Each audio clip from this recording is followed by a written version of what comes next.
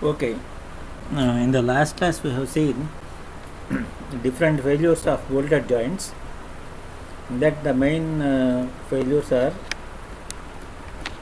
shear failure of bolts, bearing failure of bolts, then similarly bearing failure of plates, then tearing of plates. These are the four main basic failures.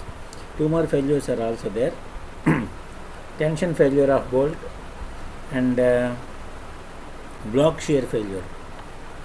Now let us see some problems on failure of bolts. Okay, this is the first problem. I asked you to bring white pages, calculators and pens also. Please note down this problem, first problem. Calculate the strength of a 20 mm diameter bolt. Calculate the strength of a 20 mm diameter bolt of grade 4.6 for following cases.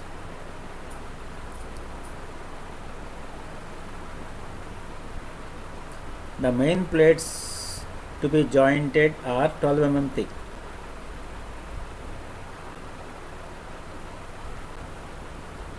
So case 1 is lap joint, case 2 is single cover butt joint with a cover plate of thickness 10 mm. Single cover butt joint with a cover plate of thickness 10 mm. Case 3, double cover butt joint with cover plates of thickness 8 mm. అంటే we are going to join two 12 mm thick plates. అర్థమైందా problem ఏంటంటే we are going to join two 12 mm thick plates using 20 mm diameter bolts of grade 4.6. Okay, so దాన్ని first కేసులో lap జాయింట్లో join చేస్తున్నాం రెండింటిని. Second కేసులో single cover butt joint use చేస్తున్నాము. Third కేసులో double cover butt joint use చేస్తాము. So ఈ మూడు కేసుల్లో కూడా we are joining two plates whose thickness is 12 mm. ఏం యూజ్ చేస్తున్నాము? By using 20 mm diameter bolts of grade 4.6. ఇది ప్రాబ్లము. దీనిలో you have to calculate the strength of the bolt. First కేసులో అయితే ఎంత స్ట్రెంగ్త్ ఉంటుంది, సెకండ్ కేసులో ఎంత స్ట్రెంగ్త్ ఉంటుంది, థర్డ్ కేసులో ఎంత స్ట్రెంగ్త్ ఉంటుంది. గుర్తుపెట్టుకోండి, we are using the same bolt but the strength may be different based on the type of joint.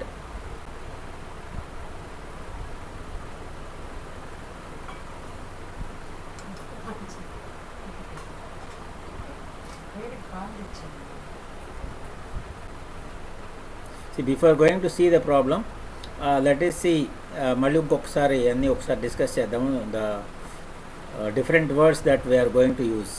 చూడండి, this is the lap joint. So one plate over other we are putting and we are joining. For example, we are using bolts, 8 bolts, and these 8 bolts are kept in 2 rows. 2 rows are there. In each row there are 4 bolts. So this is one row and this is another row. Okay, 2 rows are there, and in each row there are 4 bolts. That is clear, of course. Then here this is the first bolt and this is the last bolt. And the length from first bolt to last bolt is called as length of joint. So this is length of joint. This is length of joint. Okay, this is length of joint. Length between the center of first bolt to center of last bolt is length of joint. Then the distance between the first row, the distance between the rows, the center to center distance between the rows is called as gauge distance. This is called gauge distance. ikkadi nunchi ikkadiki, ee row nunchi ee rowki, this is called gauge distance. This is gauge distance. And this is edge distance. Edge, ee edge nunchi center of the bolt ki what is the distance, that is called edge distance. That is called edge distance. And this is end distance. And this is end distance. This is edge distance and this is end distance. So this is length of joint. Length of the జాయింట్కి ప్యారల్గా ఉండేది end distance అంటాము, పర్పెండిక్యులర్గా ఉండేది edge distance అంటాము. ఒక edge నుంచి చివరి నుంచి సెంటర్ బోల్ట్ సెంటర్కి, అలాగే ఈ ఎడ్జ్ నుంచి ఈ ఎండ్ నుంచి బోల్ట్ సెంటర్కి, this is end distance. This is end distance. And the centre to centre distance between the bolts is called pitch. This is called pitch. ఈ బోల్ట్ నుంచి ఈ బోల్ట్కి డిస్టెన్స్ని పిచ్ అంటాం. So there are 3 pitches. 4 bolts ఉన్నాయి కాబట్టి there are 3 pitches. 2 rose ఉన్నాయి కాబట్టి 1 గేజ్ డిస్టెన్స్ ఉంటుంది. This is 1 gauge distance. Okay. So ప్రతి రివెట్ బోల్ట్కి కూడా ఎడ్జ్ డిస్టెన్స్లు ఉంటాయి, అలాగే ఈ చివర బోల్ట్స్కి ఎండ్ డిస్టెన్స్లు కూడా ఉంటాయి. This is end distance plus pitch plus pitch plus pitch plus end distance. Okay. So there are 4 bolts. So 2 end distances and 3 pitches will be there. Perpendicular direction lo chusukunte this is 1 edge distance, this is gauge distance and this is 1 edge distance. So edge distance plus gauge distance plus edge distance, adi perpendicular direction lo. Okay. So general ga edge distance gaani end distance gaani enta pedtamo, minimum 1.5 dh. Okay. This is in case of machine milling, and if it is a hand milling, it is 1.7 dh. And also pitch, minimum pitch is 2.5 d. Minimum pitch is 2.5 d. D ante diameter of the bolt. Okay, this is the minimum pitch, endukante tagichraniki pitch. Next dh ante diameter of hole, bolt hole. D ante diameter of bolt and dh means diameter of bolt hole. So the diameter of bolt hole will be diameter of bolt plus 2 mm.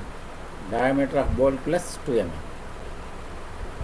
So if we are using 16 mm bolts, so the diameter of the hole will be 18 mm.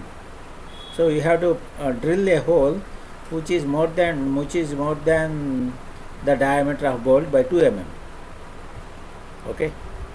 And this gauge distance ante enti, the distance between the 2 rows, each row. Okay, the distance between the 2 consecutive rows is called as gauge distance. This is the gauge distance, and this gauge distance shall not be less than pitch.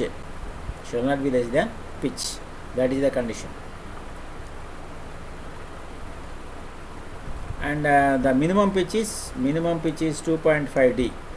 You have to remember this. Minimum pitch is 2.5 d, and minimum edge distance or end distance is 1.5 dh. 1.5 dh.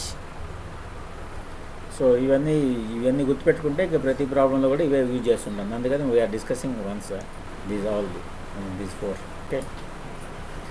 దీనిలో ఏదైనా doubt ఉంటే అడగండి, ఇప్పుడే problem start చేసే ముందే.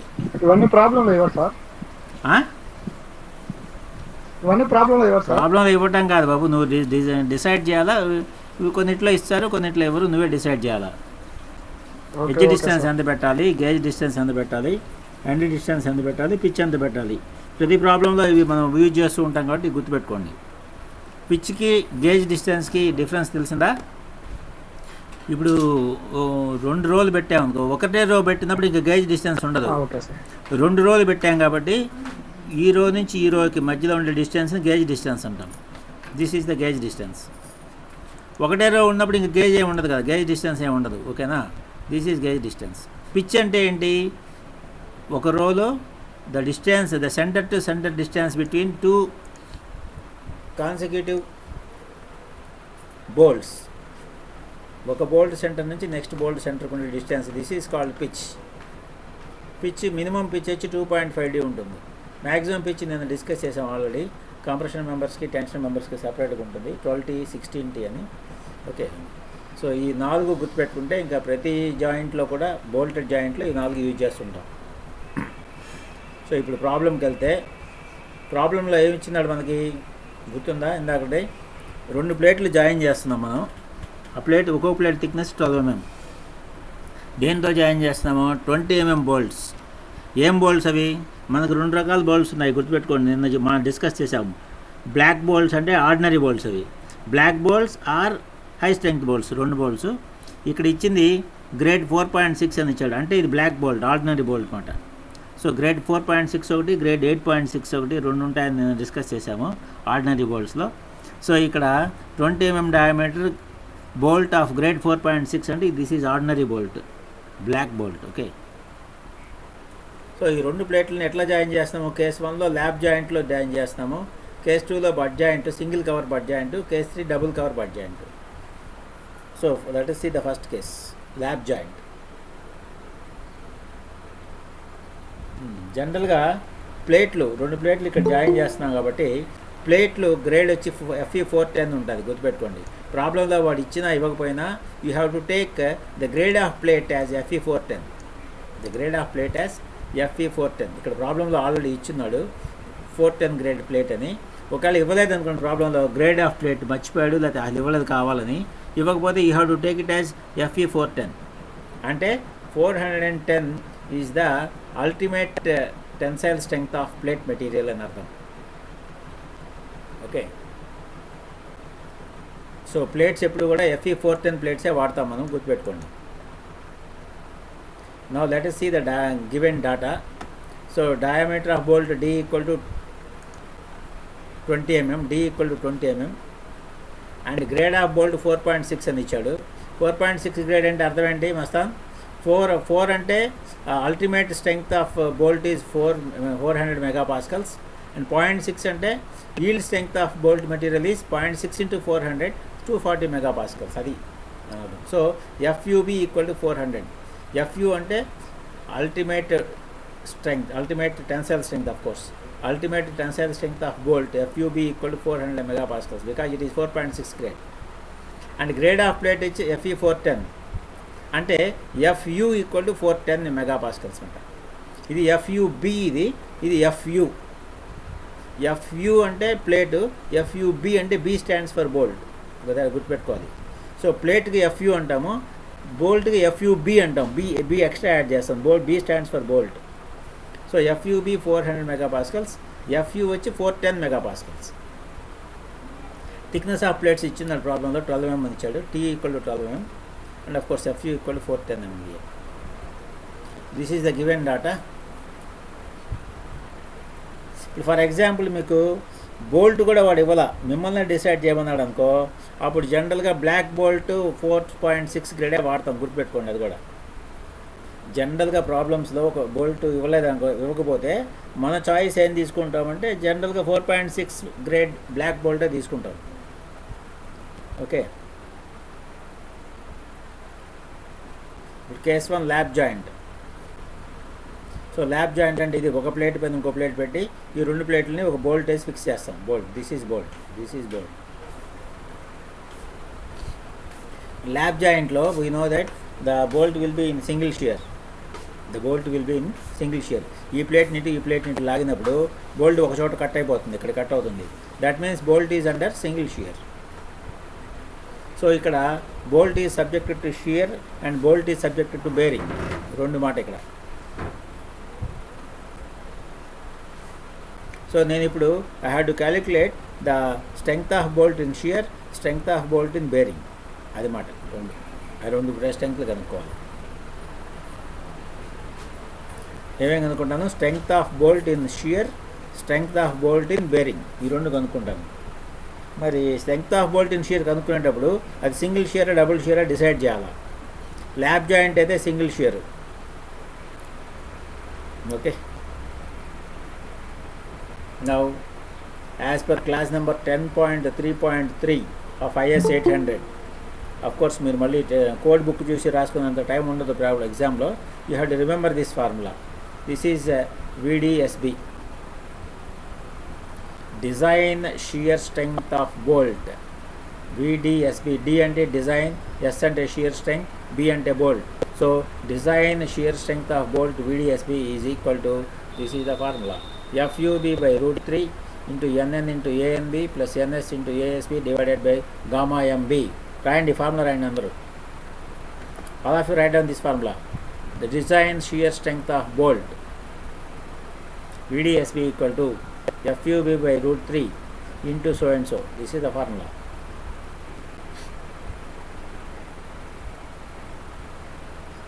రాయండి అన్నప్పుడు రాసిన తర్వాత నాకు చెప్పండి రాసామని, నేను నెక్స్ట్ స్టెప్కి వెళ్తాను.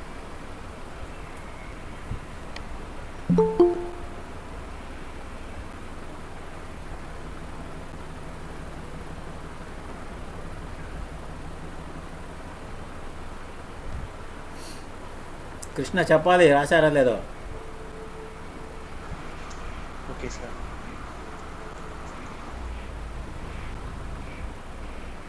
హలో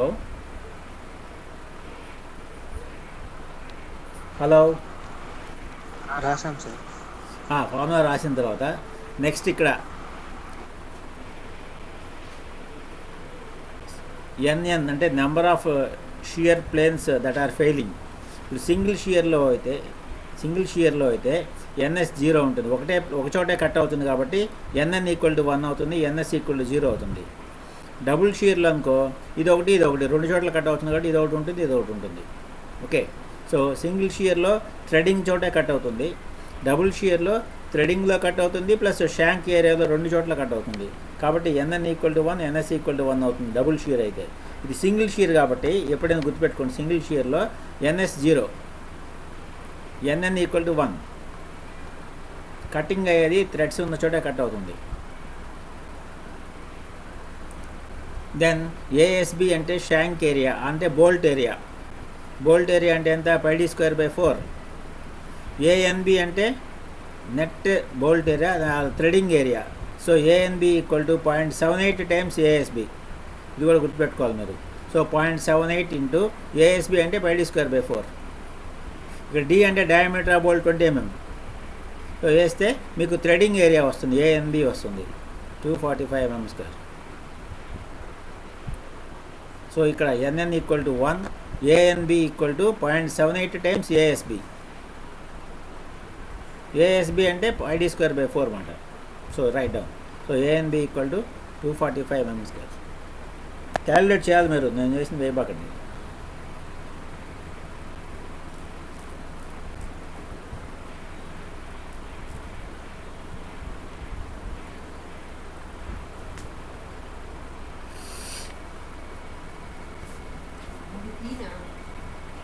ఓరా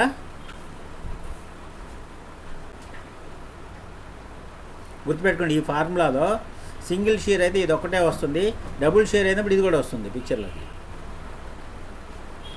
ఇది సింగిల్ షియర్ కాబట్టి ల్యాబ్ జాయింట్, సో ఇది ఒకటే వచ్చింది, ఎన్ఎస్ 0 అయిపోయింది. సో ఏఎన్బి వచ్చి 0.78 టైమ్స్ ఏఎస్బి, సో 245 mm². ఇప్పుడు సబ్స్టిట్యూట్ చేస్తున్నాను ఫార్ములాలో. So VDSB equal to 400. FUB అంటే ultimate tensile strength of bolt 400, 4.6 grade bolt కదా, 400/√3 into 1.1N equal to 1, A N B 245 plus 0 divided by gamma M B నిన్న డిస్కస్ చేసాము, it is 1.25.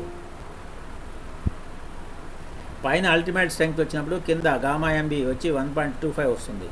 పైన కనుక ఈల్డ్ స్ట్రెంగ్త్ కనుక వస్తే FY వస్తే కింద గామా M0 వస్తుంది, అంటే 1.1 వస్తుంది. పైన అల్టిమేట్ స్ట్రెంగ్త్ వస్తే కింద 1.25 వస్తుంది, ఫ్యాక్టర్ ఆఫ్ సేఫ్టీ.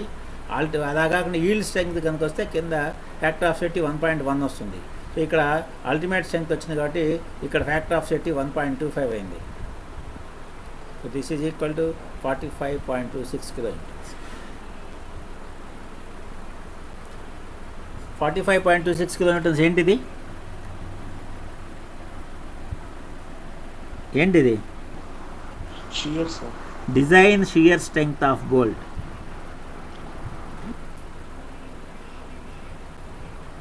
అంటే ఆ బోల్ట్కి షియర్ స్ట్రెంగ్త్ ఇంత ఉంది.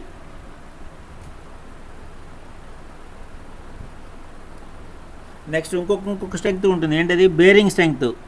Design strength, bearing strength, shear strength 2 కనుక్కోవాలి మనం ఇప్పుడు. సో ఇందాక షియర్ స్ట్రెంగ్త్ అనుకున్నాము, ఇప్పుడు బేరింగ్ స్ట్రెంగ్త్ అనుకుంటాం. Design bearing strength of bolt VDP equal to 2.5 kb dt FU divided by gamma MB. This is the formula. 2.5 into kb into d into t into FU divided by gamma MB. ఇక D అంటే diameter of bolt, T అంటే thickness of thinner plate, గుర్తుపెట్టుకోండి, thickness of thinner plate అంటే 2 ప్లేట్లు మనం join చేస్తున్నాము, 2 ప్లేట్లు different థిక్నెస్లు అనుకో, అప్పుడు థిన్నర్ ప్లేట్ వేయాలి. Into FU ultimate strength of bearing, ultimate strength of bolt divided by factor of FT 1.25 వేస్తాం ఇక్కడ, ఎందుకంటే అల్టిమేట్ స్ట్రెంగ్త్ వేస్తున్నాం కాబట్టి పైన, కింద డివైడెడ్ బై గామా MB అంటే 1.25 అవుతుంది.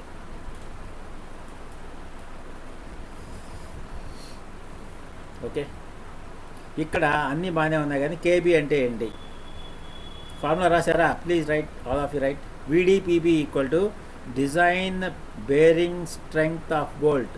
D అంటే డిజైన్, P అంటే బేరింగ్, B అంటే బోల్ట్. ఇక్కడ బేరింగ్ని P అంటాం, P. సో VDPB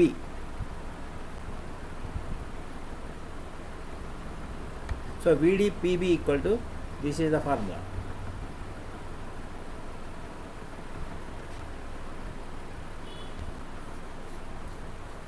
ఈ ఫార్ములాలో మనకి తెలియాల్సింది KB ఈజ్ ఎ ఫ్యాక్టర్, గుర్తుపెట్టుకోండి, KB ఈజ్ ఎ ఫ్యాక్టర్. ఈ క్లాజ్ వచ్చి 10.3.4 ఆఫ్ IS 800, ఈ క్లాజ్ నెంబర్. ఈ క్లాజ్లో వెళ్ళి చూస్తే మీకు ఈ ఫార్ములా ఉంటుంది. ఓకేనా, 10.3.4 ఫార్ములా ఉంటుంది. ఇక్కడ KB అంటే ఏంటో కూడా ఉంటుంది. KB అంటే ఇది చూడండి, 4 వాల్యూస్ ఉన్నాయి KBకి, వాటిలో ఏది లీస్ట్ అయితే అది.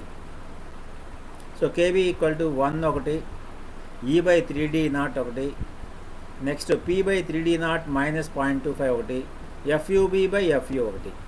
These are the 4 values. ఈ 4 వాల్యూస్ క్యాలిక్యులేట్ చేసుకొని దీనిలో ఎంత తక్కువ ఏది లీస్ట్ అయితే అది తీసుకోవాలి. KB ఈజ్ లెస్సర్ ఆఫ్, రాయండి, 1 ఒక వాల్యూ వచ్చి 1, రెండోది వచ్చి E/3D0, 3 P/3D0 minus 0.25, 4 FUB/FU. So ఈ వాల్యూస్ అన్నీ క్యాలిక్యులేట్ చేసుకోవాలి. ఈ 4 ఏజ్ లెస్ అయితే అది. సో ఫస్ట్ ఈ అంటే ఏంటి? Edge distance. ఎడ్జ్ డిస్టెన్స్ ఇందాక చూసాము 1.DH అని, 1.5 DH అని. 1.5 ఇంటూ DH అంటే ఎంత? మస్తాన్ DH ఎంత అవుద్ది?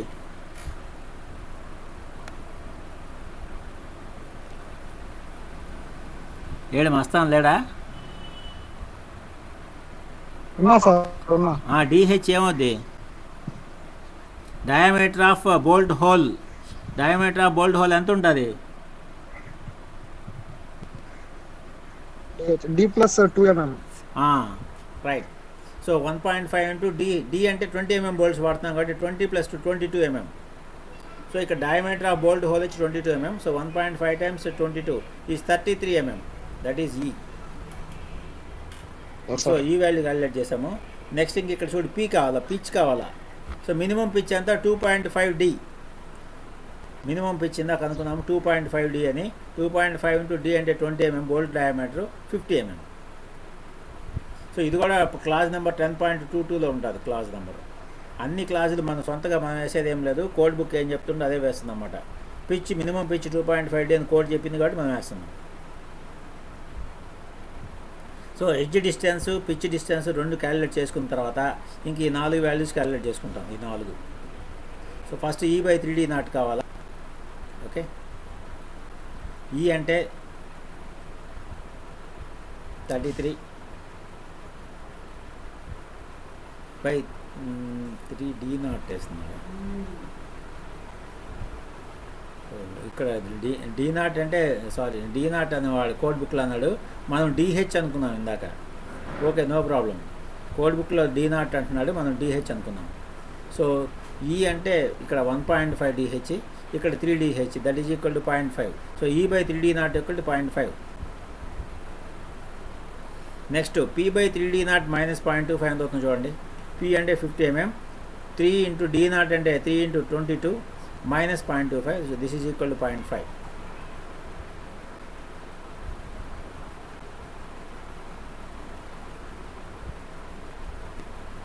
Okay, next FUB/FU ultimate tensile strength of bolt divided by ultimate tensile strength of plate material, bolt material. 400/410.975. So ఇది 1, ఇది 0.5, ఇది 0.5, ఇది 0.975. ఈ నాలుగిట్లో ఏది తక్కువ? 0.5 తక్కువ. Therefore KB equal to 0.5. KB equal to 0.5. ఈ 4 వాల్యూస్లో ఏది తక్కువ అయితే అది తీసుకోవాలి కేబీ వాల్యూ. సో నాకు ఈ 4గిట్లో 0.5 వచ్చింది minimum. So K B equal to 0.5. K B value వచ్చేసిన తర్వాత ఇప్పుడు సబ్స్టిట్యూట్ చేస్తాను ఫార్ములాలో. So V D P B equal to 2.5 into K B into D into T into F U divided by 1.25. It is the partial safety factor. So 98.4 kilometres. చూడండి, బేరింగ్లో బోల్ట్కి 98.4 కిలోమీటర్స్ ఉంది strength. ఇందాక ప్రీవియస్ స్లైడ్ చూడండి. షియర్లో ఎంత ఉంది? 45.26 ఉంది. సో షియర్ అయితే ఇంత క్యారీ చేస్తుంది, బేరింగ్ అయితే 98.4 క్యారీ చేస్తుంది. అప్పుడు స్ట్రెంగ్త్ ఆఫ్ బోల్ట్ ఎంత? ఇప్పుడు స్ట్రెంగ్త్ ఆఫ్ బోల్ట్ అంటే ఏది చెప్తావు? ఏది తక్కువ అయితే అది చెప్తావు. So strength of bolt is only 45.26. So 45.26 kilometres load వేయంగానే షియర్లో ఫెయిల్ అయిపోతుంది అనమాట. బేరింగ్లో ఫెయిల్ కాదు, షియర్లో ఫెయిల్ అవుతుంది. So the strength of bolt is 45.26 kilometres. So 45.26 kilometers is the strength of bolt, which is governed by shear.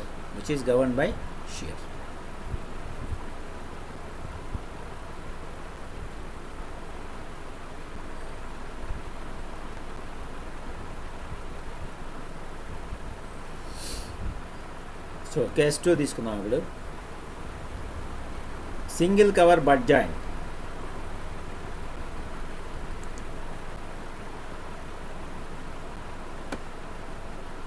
పెద్ద బొమ్మ కనబడుతుందా Krishna? Yes sir, single cover butt joint చూడండి. ఇప్పుడు ఇది బట్ జాయింట్ అంటే ఈ ప్లేట్ని బట్ చేసాము, పైన ఒక కవర్ ప్లేట్ పెట్టాము, కింద కవర్ ప్లేట్ లేదు. చూడండి, ఒక కవర్ ప్లేట్ ఉంది కాబట్టి సింగిల్ కవర్ బట్ జాయింట్ అంటే ఇది. So this is one plate,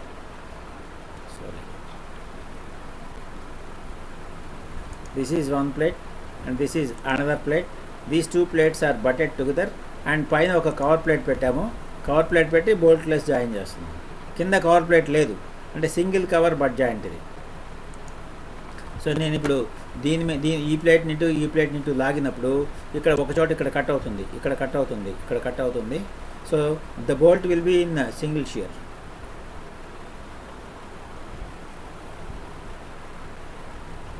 This is the single cover butt joint. So single cover కాబట్టి బోల్ట్ సింగిల్ షియర్లో ఉంటుంది. అదే డబుల్ కవర్ బట్ జాయింట్ అయితే డబుల్ షియర్లో ఉంటుంది. సో ఇక్కడ కట్ అవుతుంది బోల్ట్. ఓకే, ఇక్కడ కట్ అయిపోతుంది. సో ఆల్రెడీ సింగిల్ షియర్లో ఇందాక క్యాలిక్యులేట్ చేసాము, వీడిఎస్బి క్యాలిక్యులేట్ చేసాము, 45.26 కిలోమీటర్స్ వచ్చింది. ఓకే, సో మళ్ళీ ఇప్పుడు క్యాలిక్యులేట్ చేయట్లేదు నేను. వీడిఎస్బి ఇందాక ఆల్రెడీ క్యాలిక్యులేట్ చేశా, 45.26 కిలోమీటర్స్. ఇప్పుడు వీడిపిబి అంటే design bearing strength of bolt calculate చేయాలి. ఇప్పుడు వీడిపిబికి ఫార్ములా చూశాను, ఇదిగో 2.5 kb dt into F U by gamma M అని చూశాను. బట్ ఇందాక ప్రాబ్లంకి ఇప్పుడు ప్రాబ్లంకి తేడా ఏంటంటే సేమ్ కేబీ అదే ఉంది, డయామీటర్ ఆఫ్ బోల్ట్ అదే ఉంది, సేమ్ ఎఫ్యూ అదే, గామా ఎంబీ ఉంటుంది. కాబట్టి ఇక్కడ థిక్నెస్ మారుతుంది. థిక్నెస్ ఆఫ్ థిన్నర్ ప్లేట్ అన్నాం. యాక్చువల్గా మనం ఇక్కడ యూజ్ చేసే రెండు ప్లేట్లు కూడా ఒకటే డయామీటర్, ఒకటే థిక్నెస్. ఈ ప్లేట్ థిక్నెస్ 12 mm, ఈ ప్లేట్ థిక్నెస్ 12 mm. కానీ బట్ జాయింట్లో you have to put the least value of the thinner plate of main plate or cover plate. So here I'm using a cover plate of 10 mm. So cover plate thickness 10 mm, ఈ main plate thickness 12 mm. కాబట్టి నేను ఇప్పుడు tea అంటే ఇదే వేయాలి, తక్కువ వేయాలి, 10 mm వేయాలి, లీస్ట్ వాల్యూ వేయాలి. థిక్నెస్ ఆఫ్ థిన్నర్ ప్లేట్ అన్నా కదా, ఇది వేయాలి, 10 mm వేసుకోవాలి.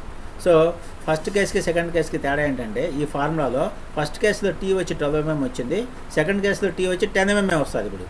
ఎందుకంటే thickness of cover plate is only 10 mm. So that is the difference. T వచ్చి 10 mm అవుతుంది. అప్పుడు నీకు వీడిపిబి 82 కిలోమీటర్స్ వస్తుంది. వీడిపిబి ఫస్ట్ కేసులో వీడిపిబి ఎంత వచ్చింది? 98.4 కిలోమీటర్స్ వచ్చింది. ఎందుకంటే టీ థిక్నెస్ 12 mm కాబట్టి. ఇప్పుడు థిక్నెస్ టీ 10 mm కాబట్టి తగ్గిపోయింది. ఎంత తగ్గింది? ఫార్ములాలో మళ్ళీ సేమ్ ఫార్ములాలో వేస్తే యూ గెట్ 82 mm. 82 mm.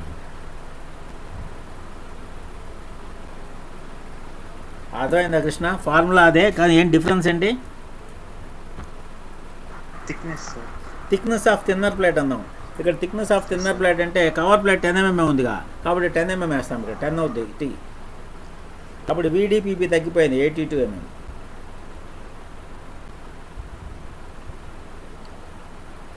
మళ్ళీ ఈ రెండిట్లో ఏది తక్కువ?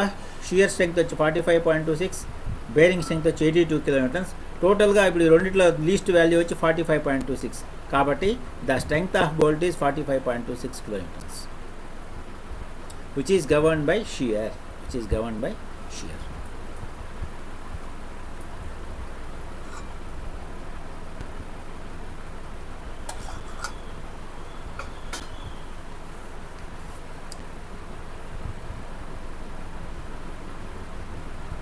ఇప్పుడు డబుల్ కవర్ బట్ జాయింట్ మూడో కేసు.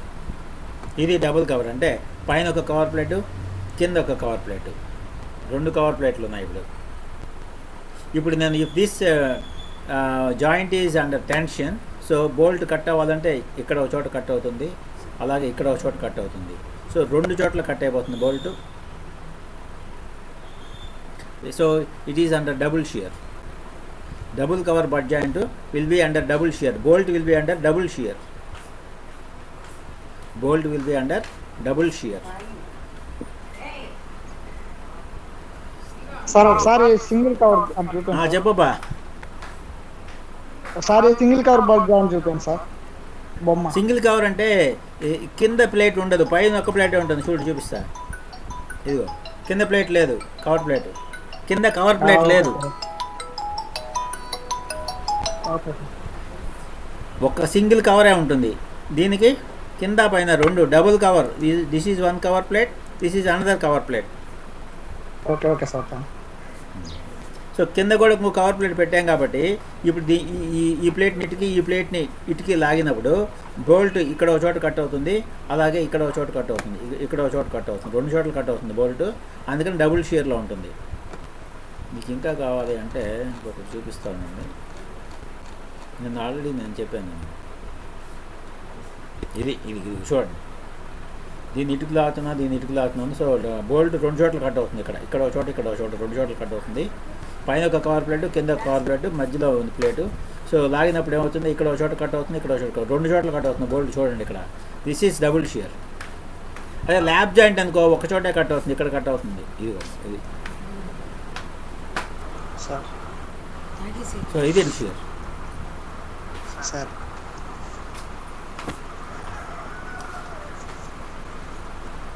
Hello sir. కృష్ణ చెప్పు. సార్ ఇందాక ల్యాబ్ జాయింట్ అంటే సింగిల్ షియర్ అన్నారు కదా. అవును. బట్ జాయింట్ అంటే డబుల్ షియర్ సార్. అంటే సింగిల్ కవర్ బట్ జాయింట్ అయితే సింగిల్ షియర్. మళ్ళీ okay sir. Double cover butt joint అయితే డబుల్ షియర్. Okay sir. జనరల్గా ఇంకొకటి కూడా గుర్తుపెట్టుకోండి. బట్ జాయింట్ అంటే డబుల్ కవరే పెడతాం. మనకి కనుక ఛాయిస్ ఇస్తే డబుల్ కవర్ పెడతాం. జనరల్గా బట్ జాయింట్ అంటే డబుల్ కవర్ పెడతాము. ఒకవేళ ఎక్కడైనా మరీ ఇంకా మరీ గ్రిప్ లెంగ్త్ ఎక్కువైపోయింది, నాకు సింగిల్ కవర్ చాలని ఎవరన్నా అడిగితే అప్పుడు సింగిల్ కవర్ బట్ జాయింట్ ఇస్తాం. కానీ మనకి ఛాయిస్ వదిలిపెడితే మనమైతే డబుల్ కవర్ బట్ జాయింటే డిజైన్ చేస్తాం జనరల్గా. ఓకే. సో ల్యాబ్ జాయింట్లో, సింగిల్ కవర్ బట్ జాయింట్లో ఈ రెండిట్లో కూడా సింగిల్ షియర్లో ఉంటుంది బోల్ట్. అదే డబుల్ కవర్ బట్ జాయింట్లో అయితే డబుల్ షియర్లో ఉంటుంది బోల్ట్.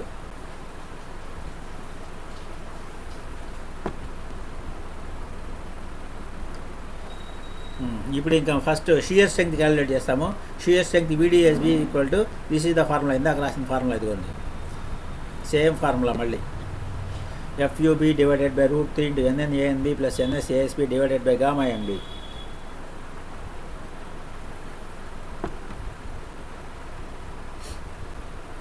ఇక్కడ సింగిల్ షీర్ అయితే ఎన్ఎస్ 0 వస్తుంది, ఎన్ఎన్ అప్పుడే ఉంటుంది.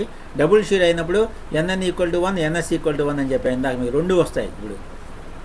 ఓకే, సో ఏఎస్బి అంటే πd²/4, ఏఎన్బి అంటే 0.78 టైమ్స్ ఏఎస్బి. 2 చోట్ల కట్ అవుతుంది కదా బోల్ట్, 2 చోట్ల కట్ అయినప్పుడు ఒక చోట ఏమో థ్రెడింగ్లో కట్ అవుతుంది బోల్ట్, అందుకని ఆ ఏరియా వేయాలి. ఇంకొక చోట ఏమో షాంక్లో కట్ అవుతుంది, అంటే అక్కడ థ్రెడింగ్ ఉండదు, థ్రెడింగ్ ఇంకా స్టార్ట్ అవ్వదు, అక్కడ కట్ అవుతుంది, అక్కడ ఫుల్ ఏరియా ఉంటుంది. కాబట్టి ఏఎస్బి అంటే ఫుల్ ఏరియా, ఏఎన్బి అంటే థ్రెడింగ్ ఏరియా. కృష్ణ ఓకేనా? ఎస్ సార్, అర్థం. డబుల్ సింగిల్ షీర్ అయితే ఇది ఒక్కటే వస్తుంది పిక్చర్లోకి, ఎన్ఎన్ ఇంటూ ఏఎన్బి వస్తుంది. డబుల్ షీర్ అయితే ఇది కూడా వస్తుంది, yes sir. NN equal to 1 వస్తుంది, ఏఎన్ ఈక్వల్ టు 1 వస్తుంది. ఏఎస్బి అంటే always diameter area of bolt, ANB అంటే థ్రెడ్డింగ్ ఏరియా 0.78 ఏఎస్బి. ఎందుకంటే ఇంకొక చోట థ్రెడింగ్లో కట్ అవుతుంది బోల్ట్.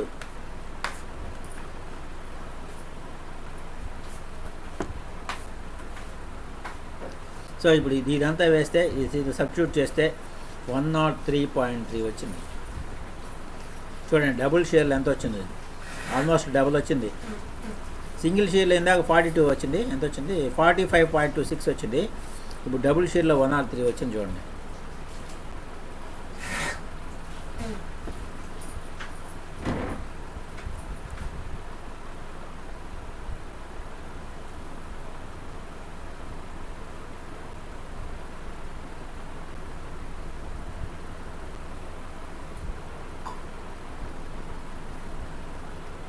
సో షియర్ స్ట్రెంగ్త్ కనుక్కుందాము, ఇప్పుడు బేరింగ్ స్ట్రెంగ్త్ కనుక్కుందాం. మళ్ళీ అదే ఫార్ములా, మళ్ళీ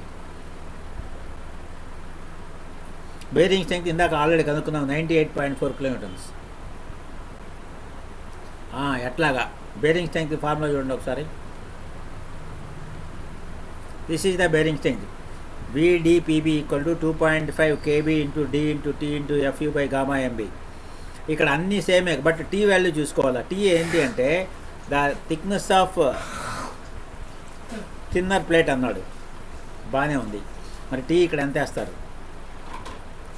ఈ ప్లేట్ థిక్నెస్ 12, ఈ ప్లేట్ థిక్నెస్ 12, ఈ ప్లేట్ థిక్నెస్ 10 mm, ఈ ప్లేట్ థిక్నెస్ 10 mm. ఇప్పుడు ఎంత వేద్దాం T?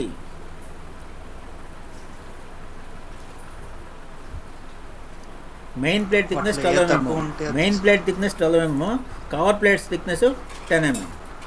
ఇప్పుడు T ఎంత వేద్దాం? దాంట్లో ఏ తక్కువ ఉంటే అది తీసుకుంటానా sir? Thickness of thinner plate అన్నాడు, కానీ ఇక్కడ ఒక చిన్న కిరికిరి ఉంది మళ్ళీ డబుల్ కవర్ బడ్ జాయింట్లో. ఇక్కడ కవర్ ప్లేట్స్ 2 వేస్తున్నాం కాబట్టి thickness of 2 cover plates add చేసుకోవాలి మీరు. 10 + 10 20 అవుద్ది. 20 వేసుకోవాలా, మెయిన్ ప్లేట్ వచ్చి 12 వేసుకోవాలా అంటే 12 వేసుకోవాలి. ఇక్కడ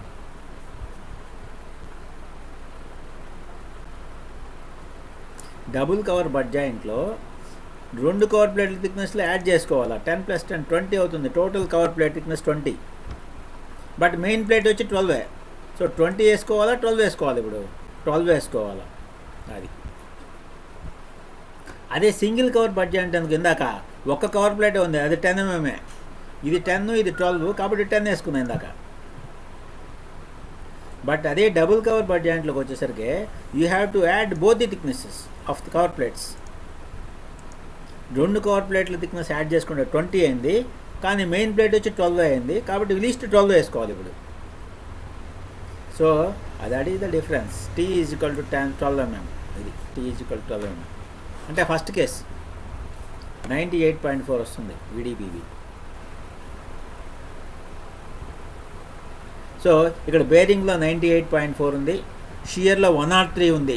ఈ రెండిట్లో తక్కువేది 98.4. So this is the bolt strength 98.4. So 3 కేసుల్లో కూడా బోల్ట్ స్ట్రెంగ్త్ అలా కనుక్కున్నాం.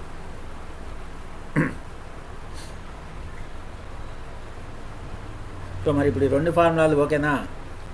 మళ్ళీ రాయండి ఒకసారి. ఈ ఫార్ములా రాయి, కృష్ణ రాయ్, VDSB ఫార్ములా రాయండి, చూసి రాయండి అందరూ. ఏమైనా తరుణ్ ఉన్నాడా వెళ్ళిపోయాడా? ఉన్నాను సార్. మరి ఈ ఫార్ములా రాస్తున్నావా? VDSB ఫార్ములా రాసిన తర్వాత నాకు చదువు ఒకసారి.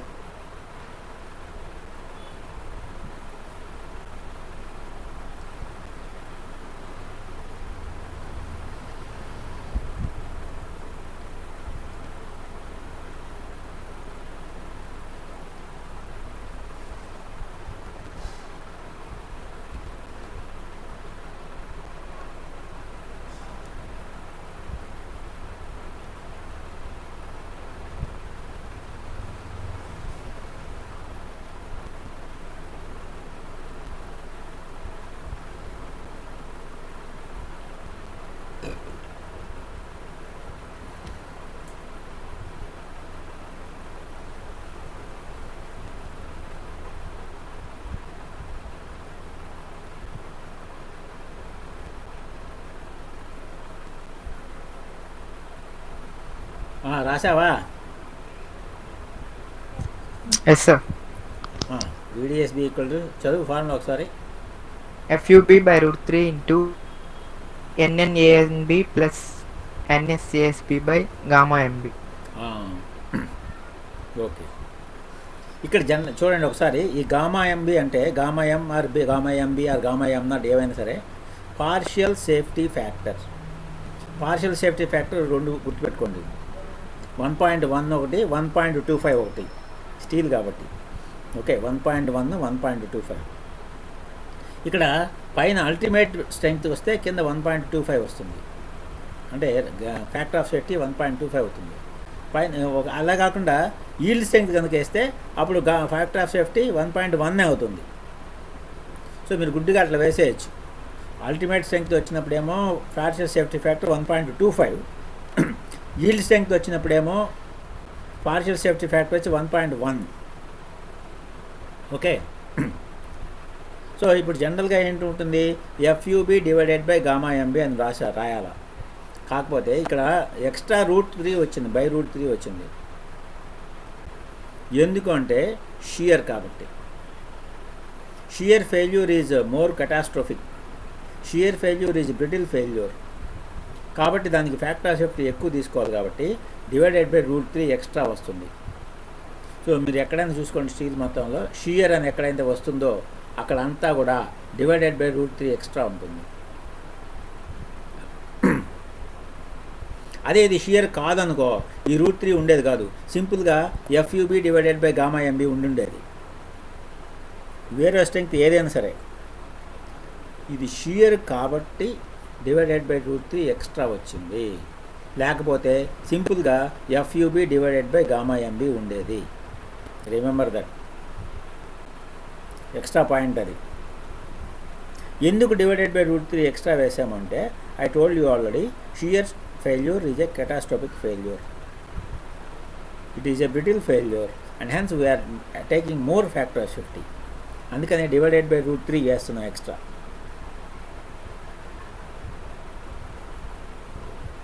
So this is VDSB, design shear strength of bolt. మరి అలాగే ఆ ఫార్ములా రాయి మళ్ళీ తరుణ్, ఆ ఫార్ములా రాయి. VDPB రాయి, ఇదిగో ఈ ఫార్ములా. VDPB ఈక్వల్ టు రాయండి అందరూ. VDPB equal to 2.5 into KB into D into T into FU /γMB. చూడండి పైన అల్టిమేట్ స్ట్రెంగ్త్ వచ్చింది కాబట్టి కింద 1.25 అవుతుంది, γMB 1.25 అవుతుంది. చూసుకోండి ఇక్కడ FUనా FUBనా ఇది తరుణ్ ఏంటిది? FU. FU. మరి డిజైన్ షియర్ స్ట్రెంగ్త్లో ఏం రాశారు చూడండి, ఏం రాశారు ఇక్కడ? FUB. గుర్తుపెట్టుకోవాలి మీరు. FUB అంటే bolt, B stands for bolt, ultimate tensile strength of bolt material ఇది. మరి FU అంటే ultimate strength. Ultimate tensile strength of plate material. B లేదు ఇక్కడ, బోల్ట్ లేదు, బోల్ట్ కాదు ఇది ప్లేట్. సో మీరు ఫార్ములాలో ఎఫ్యు ఉందా ఎఫ్యుబి ఉందా గమనించుకోవాలా. సో ఇది ఎఫ్యునే, బి కాదు, ఎఫ్యుబి కాదు. అంటే this is ultimate tensile strength of plate material.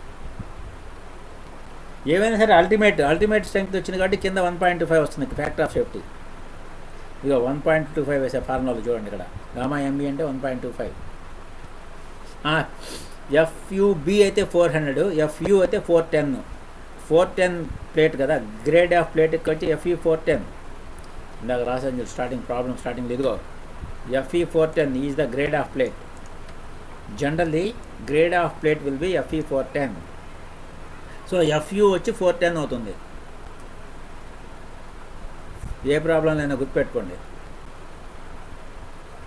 ఎఫ్యుబి 400 ఎందుకని తరుణ్ ఎఫ్యుబి 400?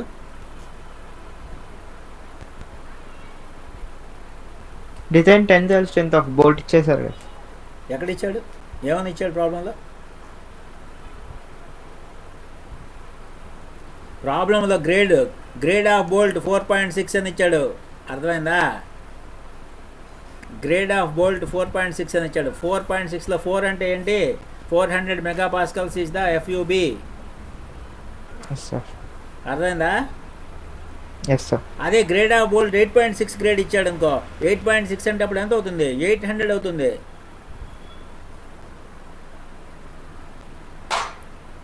కృష్ణ అర్థమైందా? ఎస్ సార్, అర్థమైంది సార్. సో మీరు గ్రేడ్ ఆఫ్ బోల్ట్ ఇచ్చాడు కాబట్టి దాన్ని బట్టి అది ఎఫ్యుబి. ప్లేట్ సార్, అర్థం కాదా సార్? చెప్పు. అర్థం కదా సార్? అర్థం కాలేదా? నువ్వు ఎఫ్యు ఒకటి ఎఫ్యుబి ఒకటి రెండు ఉన్నాయి ఇక్కడ. ఎఫ్యు అంటే ultimate strength of plate material, F U B అంటే ultimate tensile strength of bolt material. B అంటే బోల్ట్. అక్కడ ప్లేట్స్ జనరల్గా ఎఫ్ఈ 410 గ్రేడ్ వాడతాం కాబట్టి ఆల్వేస్ ఎఫ్యు వచ్చి 410 మెగాపాస్కల్స్ ఎఫ్యు. సో ఎఫ్యు ఎంత? 410. ఎఫ్యుబి ఎంత? బోల్ట్ మెటీరియల్కి ఎంత? 4.6. బోల్ట్ మెటీరియల్కి ఎంత అంటే ఇక్కడ బోల్ట్ గ్రేడ్ వచ్చి 4.6 ఇచ్చాడు కాబట్టి 4.6లో 4 అంటే ఏంటి? This is ultimate strength. So 4.6 grade bolt అని ఇచ్చాడు కాబట్టి ఎఫ్యుబి వచ్చి 400 మెగాపాస్కల్స్. అలా కాకుండా ప్రాబ్లంలో గ్రేడ్ ఆఫ్ బోల్ట్ 8.6 అని ఇచ్చాడు అనుకో, 8.6 అప్పుడు 800 మెగాపాస్కల్స్ అవుతుంది ఎఫ్యుబి. సో మీకు బోల్ట్ గ్రేడ్ ఏమి ఇచ్చాడో చూసుకొని దాన్ని బట్టి ఎఫ్యుబి వేసుకోవాలి.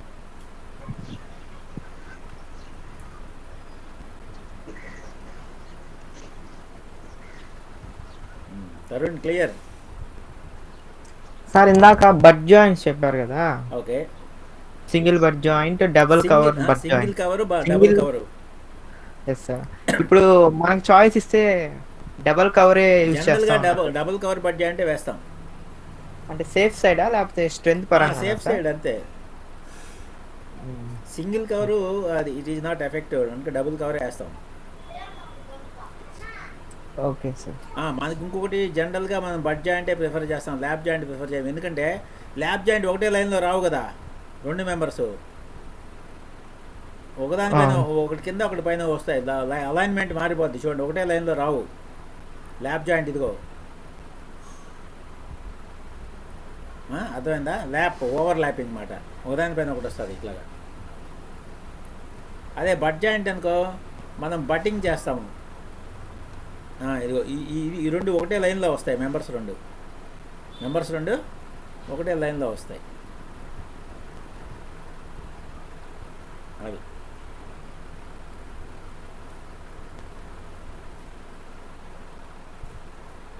ఓకేనా?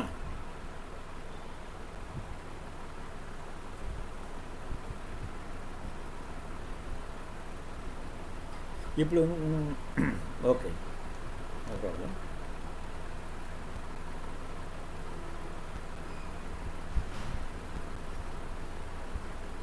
నెక్స్ట్ ప్రాబ్లంకి వెళ్దామా? Okay sir. ఆపేద్దామా? రేపు కంటిన్యూ చేద్దాం సార్, లేకపోతే ఫ్రెష్. ఏమప్పా అలసిపోయారు అప్పుడే? ఈరోజు తక్కువ మంది వచ్చారు సార్. కంటిన్యూ చేయండి సార్. రేపైతే ఫ్రెష్గా ఉంటుంది సార్. మళ్ళీ ఆ? ఒక ప్రాబ్లం అయితే రేపైతే ఫ్రెష్గా ఉంటుంది సార్. మళ్ళీ ఫ్రెష్గా ఉంటుందా? మళ్ళీ స్టార్టింగ్ నుంచి చెప్పంటాను అన్నీ.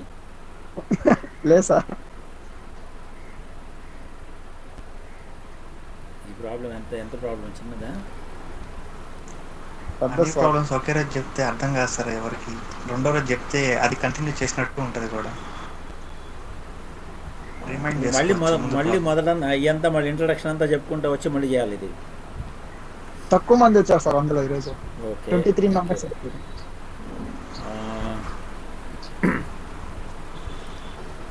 ఇక్కడ ఏమైందంటే రెండో ప్రాబ్లం రేపే డిస్కస్ చేద్దాము. ఒక 5 minutes చూడండి.